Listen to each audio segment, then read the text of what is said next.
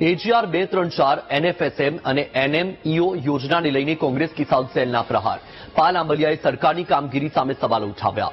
આ યોજના હેઠળ ચોમાસા પહેલા ખેડૂતોને બિયારણ, ખાતર, દવાની કીટ આપવાની હોય છે. આ નિઃશુલ્ક કીટ ચોમાસા પહેલા આપવાની હોય છે. પાલ આંબલિયાએ આ વાતનો ઉલ્લેખ કર્યો છે. ચોમાસાનો પ્રારંભ થઈ ગયા પછી સરકાર ઓનલાઈન અરજી મંગાવે છે. ખેડૂતોએ વાવણી કરી દીધા પછી સરકાર કીટ માટે અરજી મંગાવે છે. સામાન્ય વ્યક્તિને ખબર પડતી માહિતી પણ કૃષિ મંત્રીને ન હોવાનો આરોપ લગાવ્યો. કૃષિ મંત્રીને સત્તામાંથી દૂર કરવાની પાલ આંબલિયાની માંગ છે.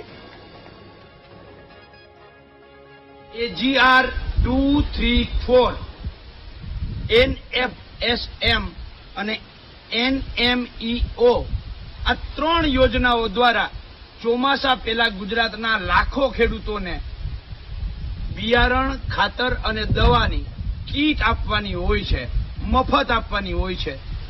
ગુજરાતમાં નહીં, આખા ભારતમાં કોઈ પણ માણસને પૂછી લ્યો કે આ કીટ ચોમાસા પહેલા અપાય કે પછી અપાય, તો જવાબ મળશે કે ચોમાસા પહેલા જ અપાય.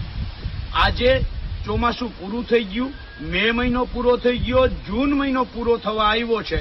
ગુજરાતના ખેડૂતોએ વાવણી કરી દીધી છે અને અત્યારે સરકાર ઓનલાઈન અરજી મંગાવે છે કે જે ખેડૂતને જરૂર હોય બિયારણ, ખાતર, દવાની આ યોજનાઓ અંતર્ગત.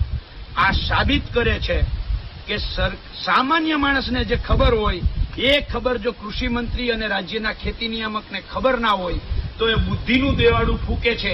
એમ કરી અને એને સત્તામાંથી દૂર